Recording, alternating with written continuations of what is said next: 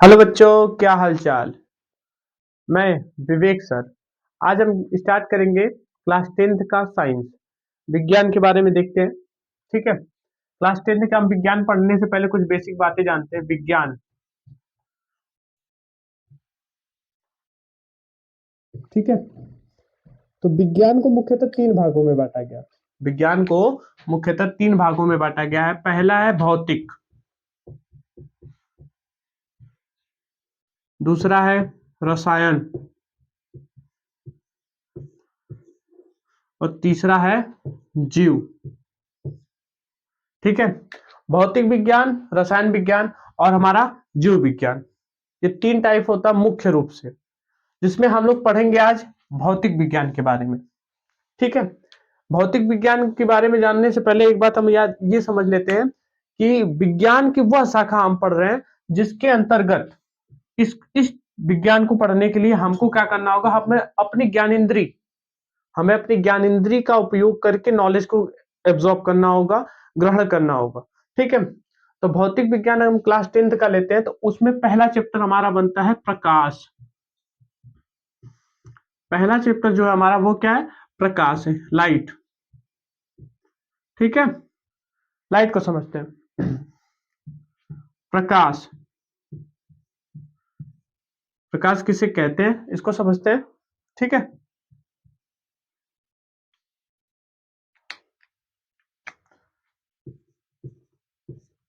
यह एक प्रकार की यह एक प्रकार की ऊर्जा है जो हमारी आंखों में संवेदना उत्पन्न करती है, जिससे हमें वस्तुएं दिखाई दिखाई देती है। ठीक है। प्रकाश एक प्रकार की ऊर्जा है जो हमारी आंखों में संवेदना उत्पन्न करती है, जिससे हमें वस्तुएं दिखाई देती हैं। प्रकाश स्वयं नहीं दिखाई देती है, इसके द्वारा हमें वस्तुएं दिखाई देती हैं। ठीक है। अब प्रकाश के आधार पर वस्तुओं को वर्गीकरण किया गया, वर्गीकृत करके दो भागों में मुख्यतः बांटा गया है, उसको समझते हैं।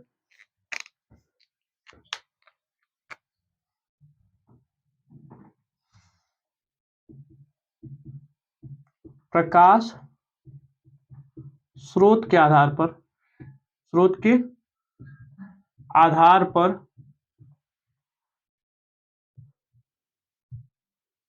यहाँ पर वस्तुओं वस्तुओं का वर्गीकरण। ठीक है। प्रकाश स्रोत के आधार पर वस्तुओं का वर्गीकरण, इनको दो भागों में बांटा गया। ठीक है। पहला है दीप्त वस्तुएं या प्रदीप्त वस्तुएं, और हमारा जो दूसरा है वो है अदीप्त अदीप्त वस्तुएं या अप्रदीप्त वस्तुएं। ठीक है। दो टाइप है स्रोत, प्रकाश स्रोत। प्रकाश के अकॉर्डिंग हमने वस्तुओं को दो भागों में बांटा गया है। तो एक है हमारा दीप्त वस्तु, दूसरा है हमारा अदीप्त वस्तु। दीप्त वस्तु को प्रदीप्त भी बोलते हैं, अदीप्त वस्तु को अप्रदीप्त भी बोलते हैं। ठीक है। अब इसके बारे में देखते हैं। हम दीप्त वस्तु के बारे में आगे देखते हैं। ठीक है। इसके बारे में समझते हैं। वे वस्तुएं वे वस्तुएं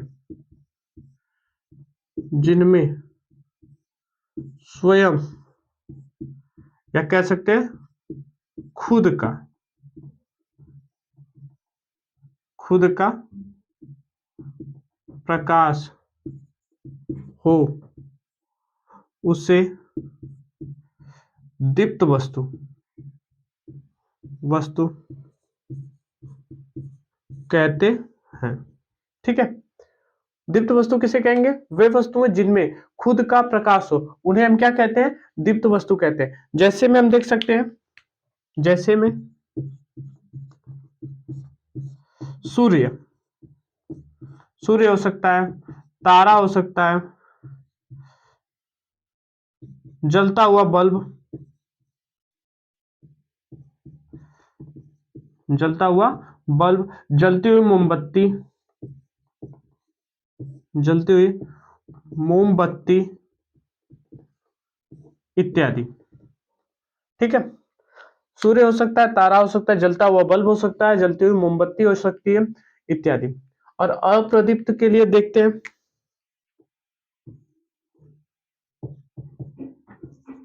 वे वस्तुएं, वे वस्तुएं जिनमें स्वयं का प्रकाश प्रकाश नहीं होता है, होता है, उन्हें अदीप्त वस्तु कहते हैं। ठीक है, उन्हें अदीप्त वस्तु, वे वस्तु जिनमें खुद का प्रकाश नहीं होता है, उन्हें अदीप्त वस्तु कहते हैं। जैसे में चंद्रमा, पृथ्वी, कॉपी, किताब, बल्ब, मोमबत्ती, बुझा हुआ बल्ब लिखते हैं, बुझा हुआ बल्ब, बुझी हुई मोमबत्ती, बुझी हुई मोमबत्ती। ठीक है, इत्यादि। यहाँ पे थोड़ा सा कंफ्यूजन हो सकता है, बुझा हुआ बल्ब यहाँ पे बोले हैं, जबकि दीप्त वस्तु में जलता हुआ बल्ब, जो खुद को जलाकर अपने अंदर, अपने को जलाकर खुद नष्ट करके अगर ऊर्जा को दे रहा है, प्रकाश को उत्पन्न कर रहा है, तो उसे दीप्त कहेंगे। जो दूसरे से दिख रहा है उसे अदीप्त वस्तु कहेंगे। ठीक है, हम साइड में हट जाते हैं, थोड़ा सा आप लोग स्क्रीनशॉट ले लीजिए, फिर इसके बाद आगे का देखते हैं टॉपिक।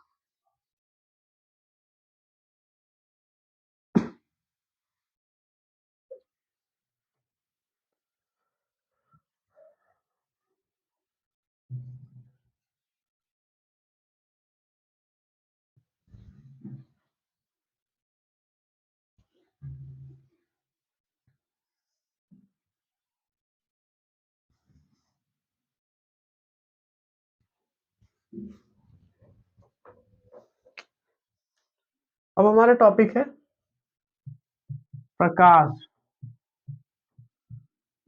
के गुण। ठीक है, प्रकाश के गुण के बारे में देखना है हमको। तो प्रकाश के गुण के बारे में देखने से पहले हम लोग उसको कुछ पॉइंट वाइज पढ़ेंगे, समझते हैं। फर्स्ट पॉइंट देखते हैं। सबसे पहला गुण, प्रकाश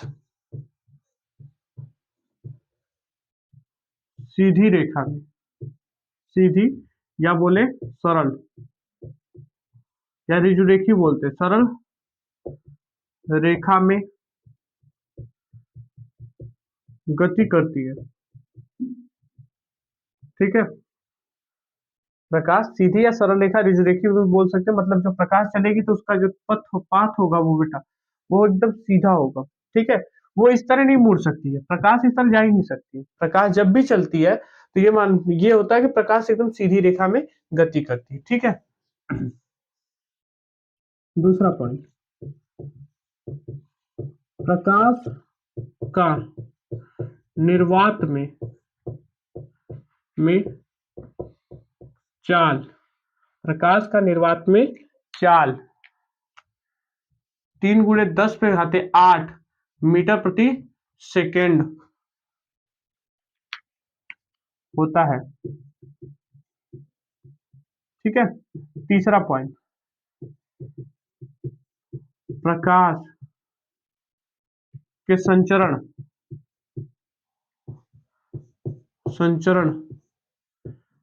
के लिए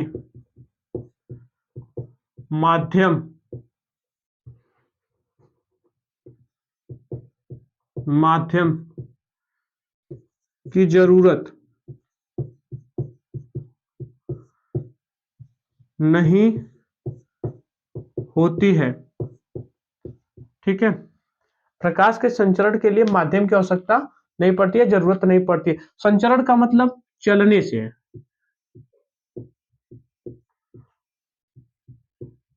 चलने के लिए, जैसे प्रकाश को चलने के लिए माध्यम की जरूरत नहीं पड़ती है। ठीक है, अगला पॉइंट देखते हैं।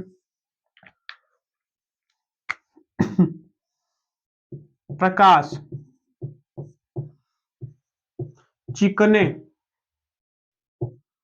चिकने तल से टकराती है तो परावर्तन की घटना होती है। ठीक है, जब प्रकाश चिकने तल से टकराएगी तब हमें परावर्तन की क्या होगी, घटना मिलेगी। और लास्ट पॉइंट लिख लेते हैं हम, पांचवें पॉइंट और लास्ट है। जब प्रकाश एक माध्यम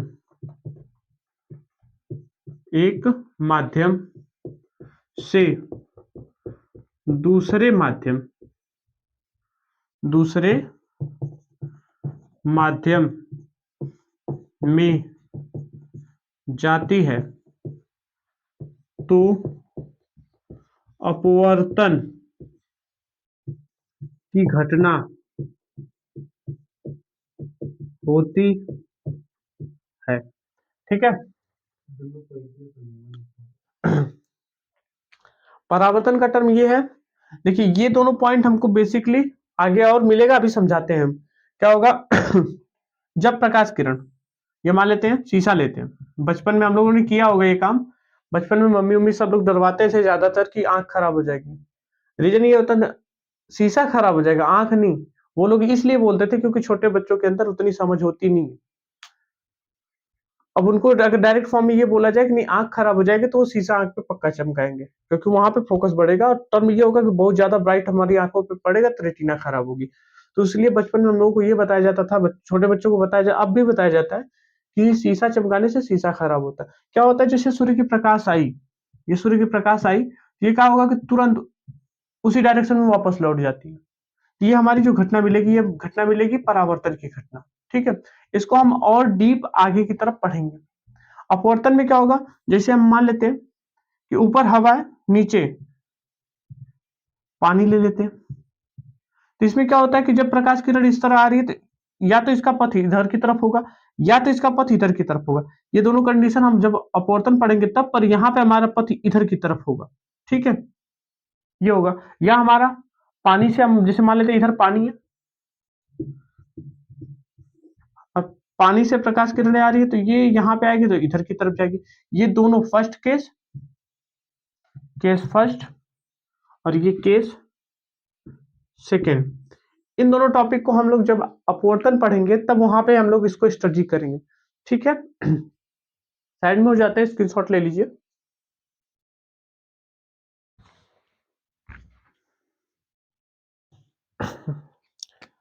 देखते हैं प्रकाश किरण, प्रकाश की किरण, या हम बोल देते हैं बस किरण। ठीक है,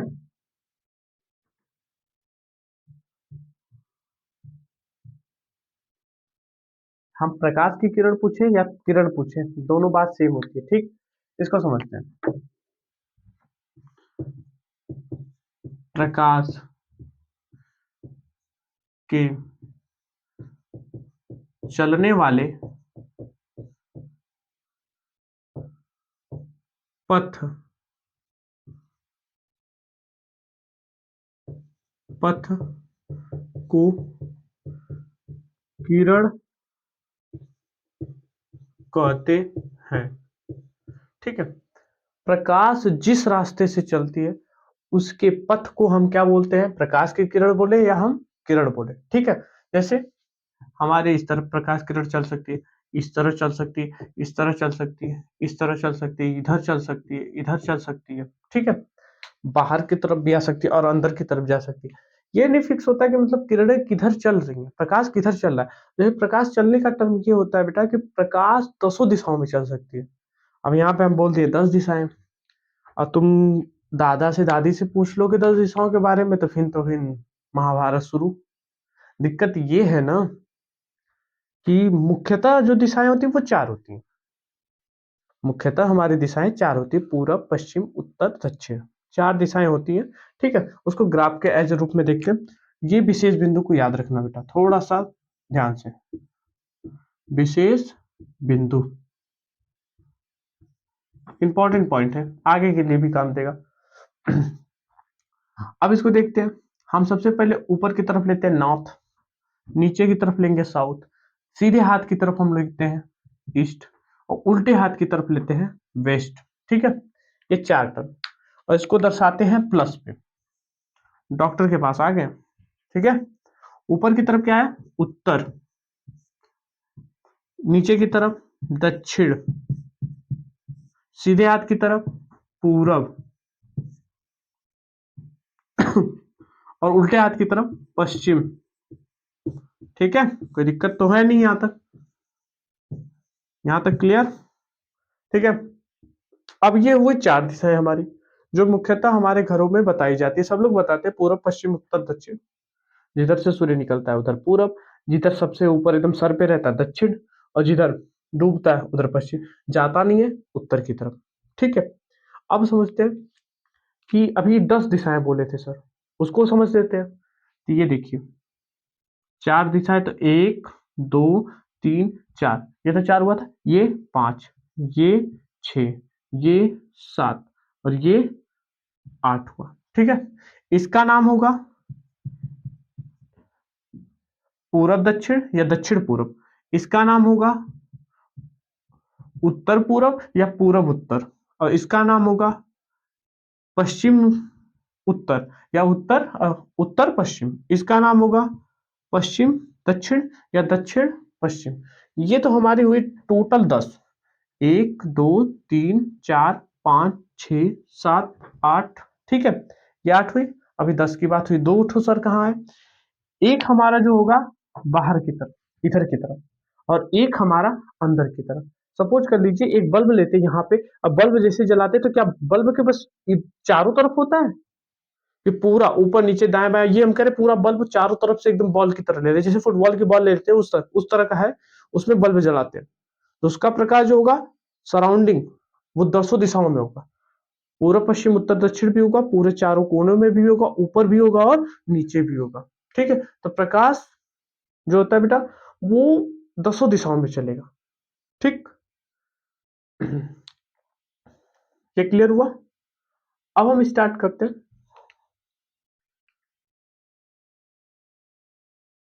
इसका स्क्रीनशॉट आप लोग ले लीजिए,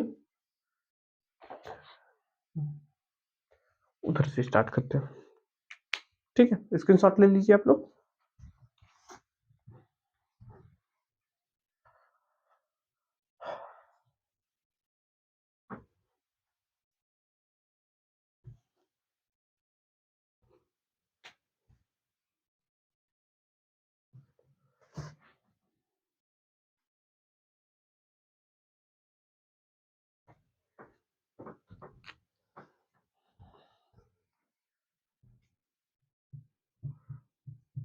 किरण पुंज,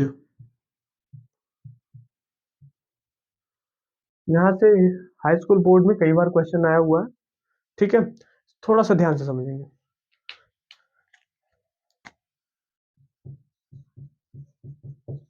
किरणों के समूह को किरण पुंज, ठीक है, किरण पुंज कहते हैं। किरणों के समूह को किरण पुंज कहते हैं। जैसे कि कई किरणें एक ही तरफ चल रही हैं, फील हो रहा है इस तरह का, तो किरण पुंज कहे जाएंगे। कई किरणें चल रही हैं, ये क्या कहलाएगा? किरण पुंज। या हम देख लेते हैं इस तरह से निकल रही है कहीं से, वो हमारी क्या है? ये जा रही एक जगह पे मिल रही, ये भी किरण पुंज है। एक टाइप ये हो सकता है कि एक जगह से क्या हो रहा है, निकलती हुई फील हो रही हो, ये निकल रही, ये निकल रही है, ये किरणें निकल रही है, इस तरह के हो, ये पैटर्न जो मिलता है, ये इसको हम कहते हैं किरण पुंज। ठीक है। किरण पुंज के प्रकार। ठीक है, किरण पुंज के प्रकार, ये 3 टाइप की होती हैं। लिख देते हैं, किरण पुंज 3 प्रकार की होती है। ठीक है, किरण पुंज जो होती है कितने प्रकार की होती है? 3 प्रकार की होती है। पहला है अपसारी। ठीक है, अपसारी किरण पुंज। दूसरा है अभिसारी, अभिसारी किरण पुंज। और तीसरा है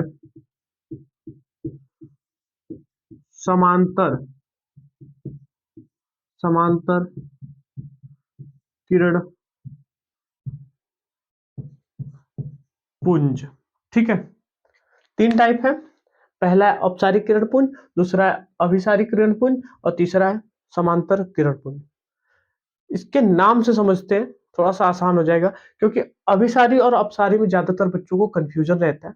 इस कंफ्यूजन को दूर करते हैं एक बेसिक ट्रिक से। ठीक है, पहले कंडीशन हम लेते हैं अपसारी, शब्द को समझ लेते हैं तो हमारा डिफिनेशन आसान हो जाएगा। अपसारी का संधि करते हैं, संधि विच्छेद। हमको हिंदी नहीं पढ़ना है, बस एक नॉर्मल सा ट्रिक देखते हैं। इसको हम क्या लिख सकते हैं? अ प्लस पसारी। पसारी का मतलब क्या होता है बेटा? फैलाने से, फैलाना। ठीक है, पसारी का मतलब फैलाना। अब इसको समझते हैं डिफिनेशन के थ्रू। जब प्रकाश किरण एक बिंदु, एक बिंदु से फैलते, फैलती हुई, फैलती हुई प्रतीत, प्रतीत हो तो उसे अपसारी किरण पुंज, किरण पुंज कहते हैं। ठीक है, अपसारी मतलब फैलाने से। अब इसको डिफिनेशन के थ्रू देखते हैं। जब प्रकाश किरण एक बिंदु से, एक बिंदु से, एक बिंदु से फैलती हुई प्रतीत हो, एक बिंदु से फैलती हुई प्रतीत हो, तो उसे अपसारी किरण पुंज कहते हैं। ठीक है, उसे अपसारी किरण पुंज कहते हैं।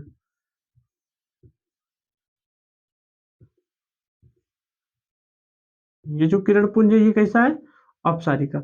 मतलब है कि एक ही बिंदु से क्या हो रहा है? चारों तरफ फैल रहा है। ठीक है, यह अपसारी किरण पुंज हुआ। और इस घटना को देखने के लिए सबसे पहली कंडीशन, आपको अपने यहाँ जहां पे आप हो उससे कुछ दूरी पर, 100 मीटर, 500 मीटर, 200 मीटर, 1000 मीटर दूरी पर कोई अगर लाइट का सोर्स हो, उसको देखेंगे तो ये लगता है कि प्रकाश किरणें एक जगह से निकलती हुई फील हो रही है। एक जगह से ऐसा लग रहा है कि निकल रहा है, वो घटना वहां पे मिलेगी। अब देखते हैं अभिसारी, जस्ट इसका उल्टा। जो अपसारी का जस्ट उल्टा होता है अभिसारी। यहाँ पे क्या होती है?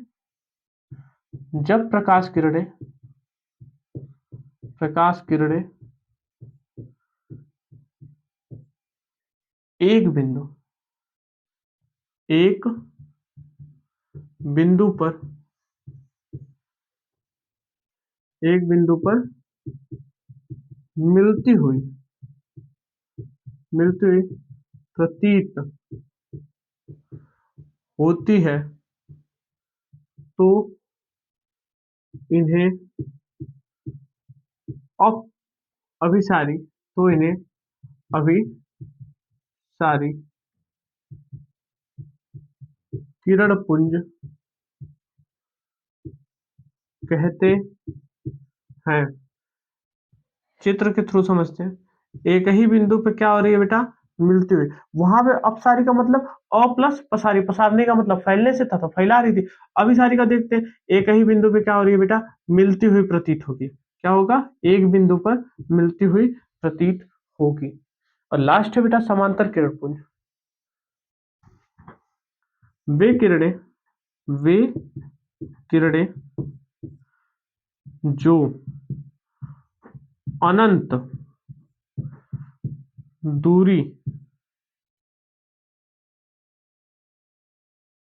अनंत दूरी तक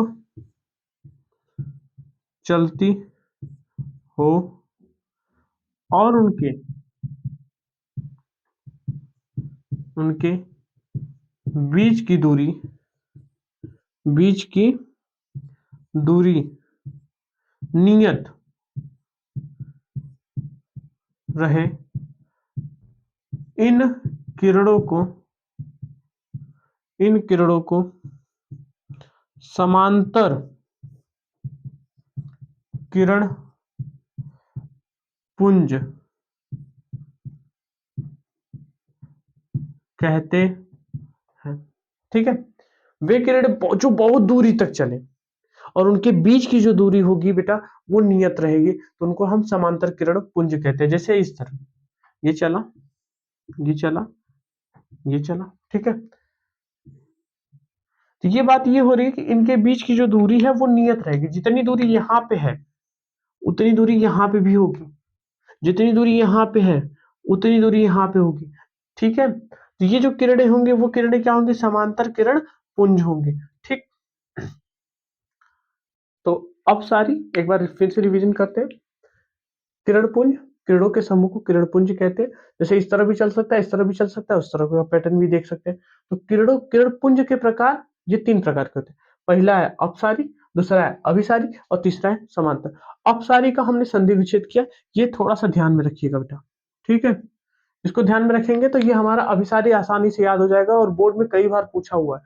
अपसारी किरण पुंज किसे कहते हैं, अभिसारी किरण पुंज किसे कहते हैं, इसमें बच्चे कंफ्यूज हो जाते हैं। दिक्कत ये होता है कि कंफ्यूजन ये है कि मतलब कि प्रकाश की फिगर में दिक्कत हो जाता है कि ये मिल रही है कि निकल रही है। तो यहाँ पे इसका हम संधि विच्छेद करते हैं अपसारी का, अ प्लस पसारी। पसारने का मतलब ये होता है फैलाने से हम लेते हैं, फैला रही है मतलब। अब इसका डिफिनेशन लिखते फिर समझते हैं। जब प्रकाश किरण एक बिंदु से फैलती हुई, यहाँ पे हमारा मान लेते कोई सोर्स है, बल्ब है, यहाँ पे बल्ब हो गया, यहाँ पे सोर्स हो गया, यहाँ पे हम देख रहे हैं तो यहां से प्रकाश किरणें दसों दिशाओं में फैल रही हैं। तो इस घटना को हम क्या बोलेंगे, अपसारी किरण पुंज। और जस्ट उसका जस्ट उल्टा, अपसारी का जस्ट उल्टा अभिसारी होता है। एक ही बिंदु पर प्रकाश किरणें मिलती हुई प्रतीत होंगी। ठीक है, जब प्रकाश किरणें एक ही बिंदु पर मिलते हुए प्रतीत होंगे तो अपसारी, सॉरी अभिसारी। और समांतर में बहुत दूर तक चलेगी और उन सबों के बीच की जो दूरी होगी बेटा वो नियत होगी। तो ऐसे प्रकाश किरणों को हम बोलेंगे समांतर किरण पुंज।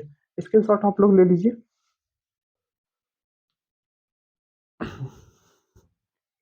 अब सबसे ज्यादा इंपॉर्टेंट पॉइंट आता है जो बोर्ड में कई बार पूछा हुआ और आगे के एंट्रेंस एग्जाम में भी पूछा हुआ क्वेश्चन है। ठीक है, इंपॉर्टेंट है, थोड़ा ध्यान देते हैं। प्रकाश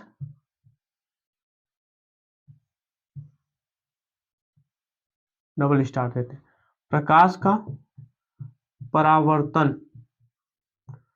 ठीक है, प्रकाश का परावर्तन या केवल हम बोलते हैं परावर्तन। ठीक है, प्रकाश का परावर्तन बोले या हम परावर्तन बोले। ठीक है, आप समझते हैं। जब प्रकाश किरण प्रकाश किरण प्रकाश किरण किसी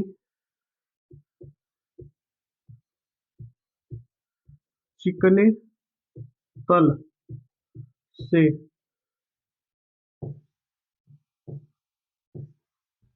से टकराती है,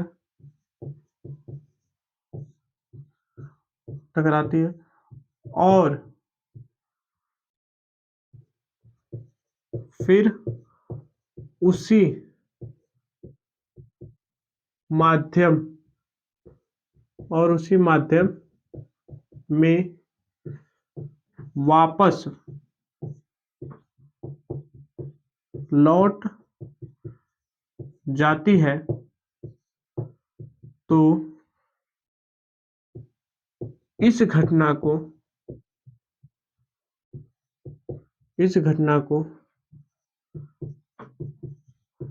प्रकाश का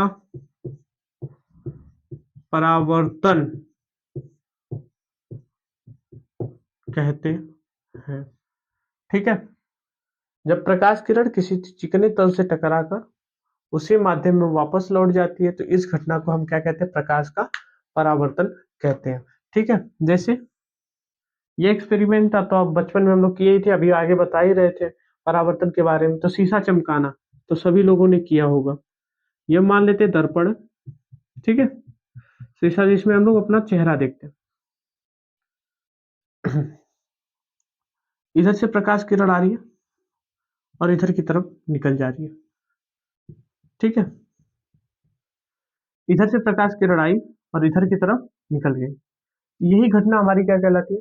प्रकाश का परावर्तन। ठीक है। अब परावर्तन के प्रकार देखते हैं, उसके बाद हम नियम देखेंगे। तो परावर्तन के प्रकार।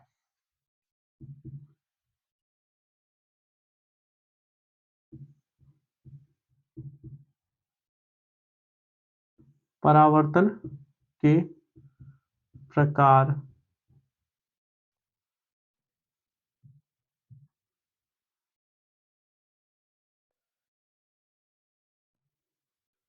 परावर्तन दो प्रकार का होता है। परावर्तन दो प्रकार का होता है। पहला है बेटा नियमित नियमित परावर्तन, और दूसरा है अनियमित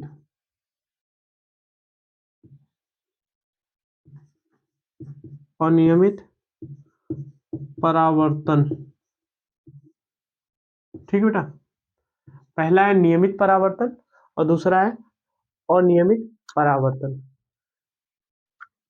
ये होगा कहाँ पे? चिकनी सतह से। कहाँ से?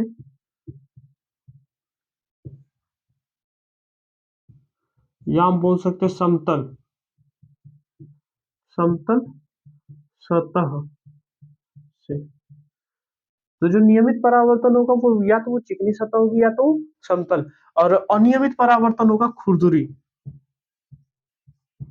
खुरदुरी सतह से। ठीक है। खुरदुरी सतह से। ठीक। नियमित परावर्तन क्या होता है बेटा? बहुत ज्यादा अमाउंट में, लगभग लगभग 98% जो हमारी प्रकाश किरणें होंगी वो परावर्तित हो जाएंगी उसी माध्यम में, और हमको स्पष्ट दिखाई देंगी। जबकि अनियमित परावर्तन में प्रकाश किरणें दसों दिशाओं में फैल जाती हैं। ठीक है। इसका फिगर समझते हैं इस तरह।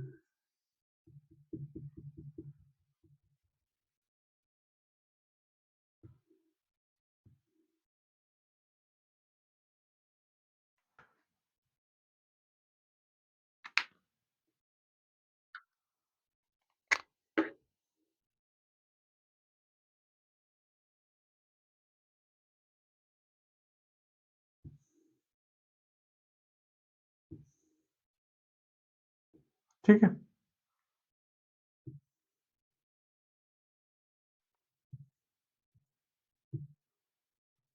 ये हमारी ये किरणें हैं परावर्तित किरणें। ठीक है। ये आपतित किरणें, मतलब ये वाली किरण जो है बेटा वो आने वाली है, और इधर से जो है परावर्तन के बाद ये जाने वाली किरण है। ठीक है, इसको हम बोलते हैं आपतित किरण, आपतित किरण। ठीक है, और इसको बोलते हैं परावर्तित किरण, परावर्तित परावर्तित किरणें। ठीक बेटा, और खुरदुरी सतह से यानी अनियमित जब परावर्तन होगा तो क्या होगा, हमारी सतह इस तरह होगी बेटा। प्रकाश किरणें तो आएंगी,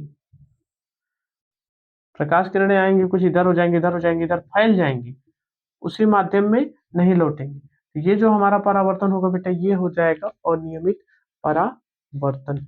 ठीक है, इसका स्क्रीनशॉट ले लीजिए, आगे बढ़ते हैं।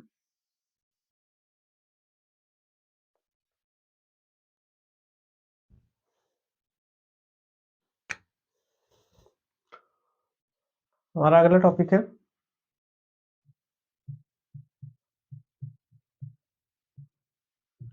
परावर्तन का नियम। ठीक है, हमारा अगला टॉपिक है परावर्तन का नियम।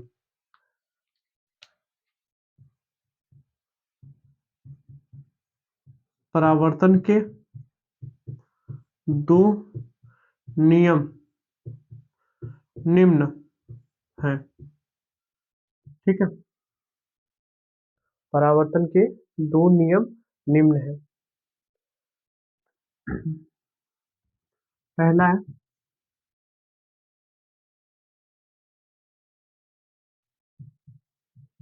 आपतित आपतित किरण, परावर्तित किरण और अभिलंब तीनों एक ही बिंदु पर मिलते हैं। ठीक है, आपतित किरण, परावर्तित किरण और अभिलंब तीनों एक ही बिंदु पर मिलते हैं। ठीक है, इसको समझते हैं फिगर के थ्रू।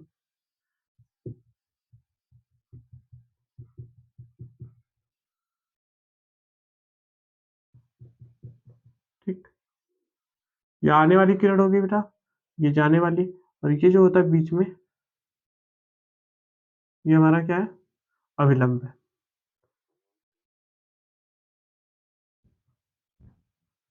ठीक है, ये आ रही प्रकाश किरण है, ये जा रही, यानी ये आपतित किरण है। ठीक है, ये परावर्तित किरण, ये समतल दर्पण है,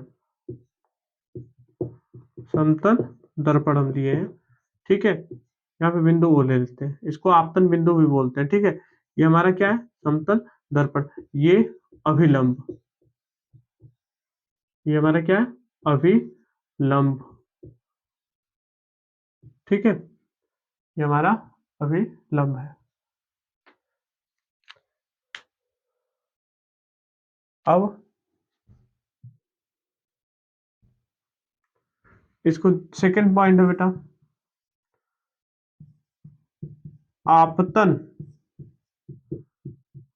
कोण आई और परावर्तन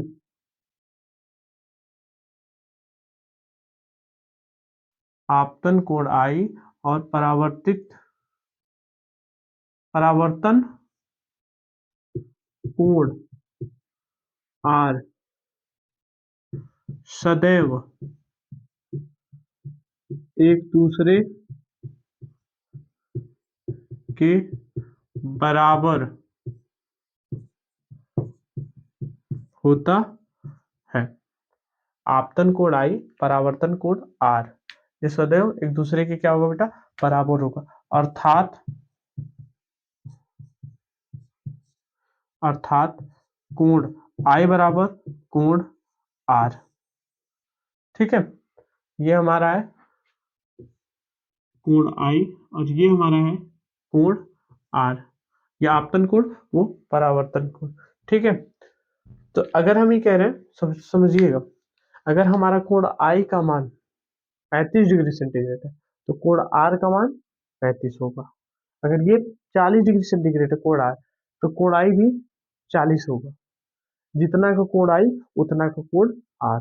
ठीक है, इसका स्क्रीनशॉट ले लीजिए।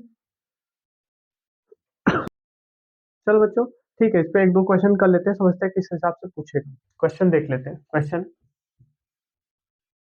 फर्स्ट,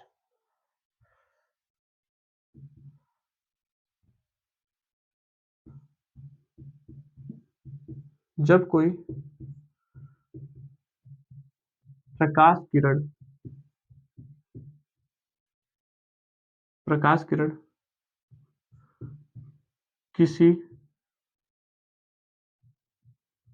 समतल समतल तल से 45 डिग्री पर आपतित आपतित हो रही हो तो इसका परावर्तन कोण क्या होगा। ठीक है, बात ये हुई कि जब कोई प्रकाश किरण किसी समतल तल से 45 अंश के कोण पर आपतित हो रही हो तो इसका परावर्तन कोण क्या होगा। ठीक है, तो सबसे पहले हम लिखते हैं सॉल्यूशन में दिया है, क्या क्या दिया है उसको आगे डिफाइन करते हैं। हमारे पास सामग्री क्या है वो आगे बटोर लेते हैं, फिर देखते हैं कि क्या बनता है। आ रही है यानी कि आई का मान कितना है बेटा, किसी समतल तल पर 45 अंश के कोण पर आपतित है, 45 अंश पर आपतित है, तो कोण आई का मान यानी आई का मान कितना होगा 45 डिग्री सेंटीग्रेड। अगर हम फिगर के थ्रू देखें, अगर हम परावर्तन का दूसरा नियम देखें, परावर्तन का दूसरा नियम, तो ये होता है कि इधर से आई प्रकाश किरण जितने पे आ रही है, ये मान लेते हैं हमारा ये 45 है, तो ये जो जाएगी तो ये कितने का बनाएगी यहाँ पे 45 का। ठीक है, अब बात ये हुआ कि ये अभिलंब के थ्रू, तो ये जितने पे आएगी यानी कि ये बात ये हुआ, ये समझिएगा, ये अगर आ रही है 45 पे तो यहू कितना होगा, यहू भी 45 होगा। यहाँ लिखेंगे अतः परावर्तन के नियम से कोण I बराबर कोण R, तो कोण I बराबर, तो कोण I का मान कितना है 45 अंश है, तो कोण R यानी कोण R का मान भी कितना होगा 45 अंश ही होगा। ठीक है, जितना का कोण I बनेगा, ये कोण हमारा क्या I आने वाली किरण के द्वारा बन रहा है कोण, और ये जाने वाली किरण के द्वारा R बन रहा है, रिफ्लेक्शन ऑफ द एंगल। ये जो होता है ये incident of the angle, reflection of the angle. तो इन इसमें आपतन कोण और परावर्तन कोण दोनों मान बराबर होगा, किसके नियमानुसार, परावर्तन के नियम के अनुसार। ठीक है, अब दूसरा क्वेश्चन क्या बन सकता है, दूसरा क्वेश्चन में बोलेगा कि मतलब परावर्तन, जब कोई प्रकाश परावर्तित हो रही है तो कितने अंश पे निकलती है, उसको देख लेते हैं। एक बार स्क्रीनशॉट ले लीजिए, आगे देखते हैं।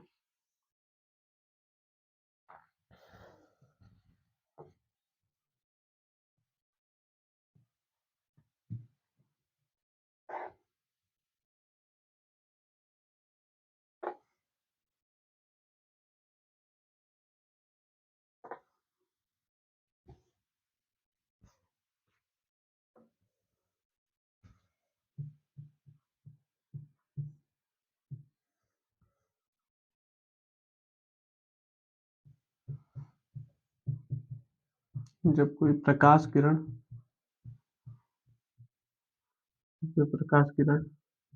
किसी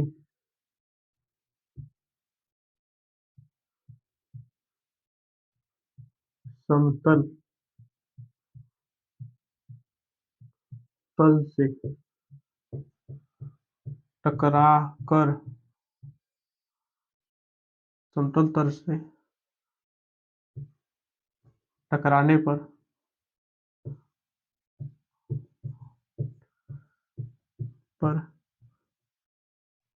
33 अंश के कोण पर परावर्तित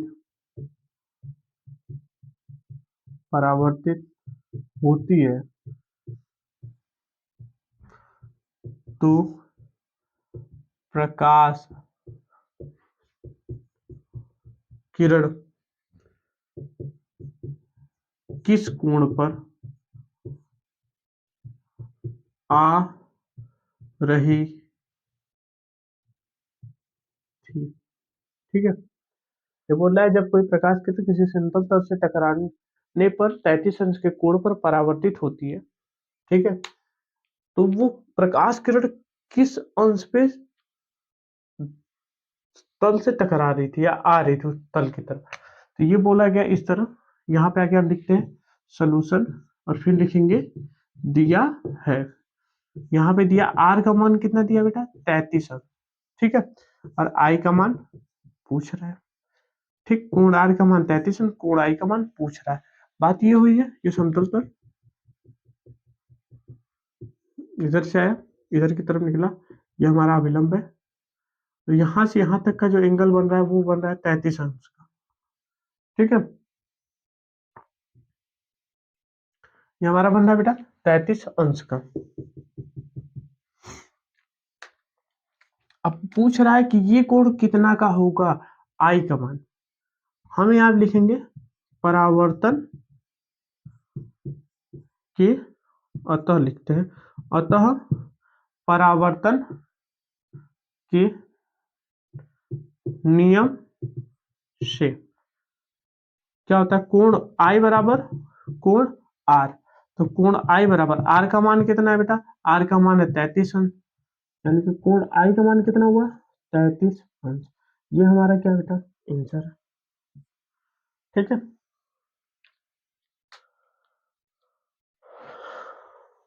इसका स्क्रीनशॉट ले लीजिए। आगे क्लास खत्म होता है, इंट्रो देने के लिए जा बोल रहा हूं।